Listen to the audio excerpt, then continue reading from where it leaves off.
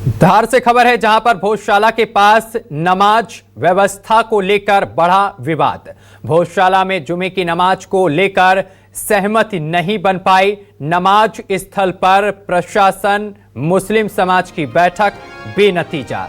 Collector SP की मौजूदगी में 2 घंटे चली बैठक। प्रशासन के वैकल्पिक स्थल प्रस्ताव पर मुस्लिम समाज की आपत्ति। सुप्रीम कोर्ट ने पास में व्यवस्था के निर्देश दिए।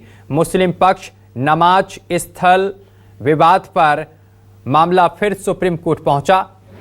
आज सुप्रीम कोर्ट में होगी अहम सुनवाई तक घरों और मस्जिदों में नमाज अदा करेगा मुस्लिम समाज।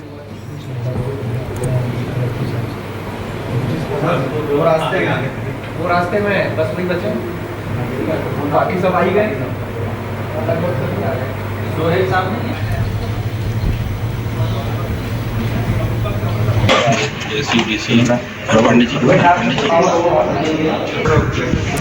और इस खबर पर अधिक जानकारी के साथ हमारी संवाददाता रेणु अग्रवाल हमारे साथ जुड़ गए। रेणु, आज कोर्ट में इस पूरे मामले को लेकर फिर से सुनवाई होगी। अभी तक जिस तरीके से कोर्ट की तरफ से कहा गया था कि वहीं पास में ही नमाज स्थल दिया जाए इन तमाम मुस्लिम समाज के लोगों को, इस पूरे मामले को लेकर बताया जा रहा है प्रशासनिक अमले की बातचीत भी हुई थी मुस्लिम समाज से, लेकिन सहमति नहीं बन पाई।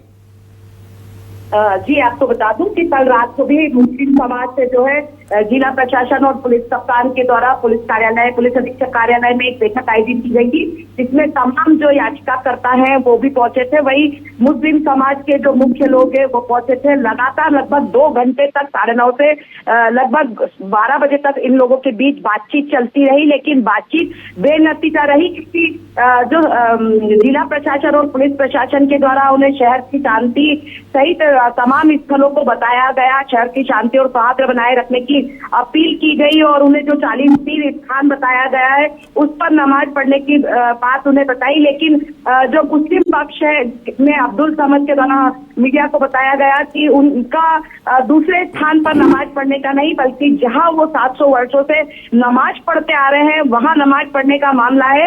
और चूंकि जिला प्रशासन हमें अलग अलग स्थान, अलग अलग जगह इधर उधर घुमा रहा है, लेकिन हम जो है जो हमारी मस्जिद है जहाँ पर हम नमाज पढ़ते आ रहे हैं वही नमाज पढ़ने के लिए हमने सुप्रीम कोर्ट से भी गुहार लगाई थी। और जिला प्रशासन के द्वारा जो दिए गए हमें जो स्थल है वो हमें मंजूर नहीं है।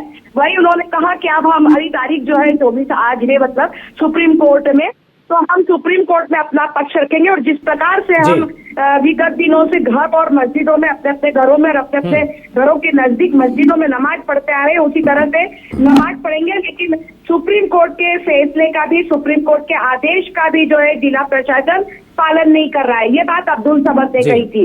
आपको बता दें कि लगातार जो है धार कलेक्टर और पुलिस कप्तान के द्वारा उन्हें समझाई दी गई कि जब जब बसंत पंचमी आती है और जुमा आता है तब तक विपरीत परिस्थितियां बनती है। पूरे प्रदेश का जो है सुरक्षा व्यवस्थाएं लगानी पड़ती है, जिससे काफी परेशानियों का सामना करना पड़ता है।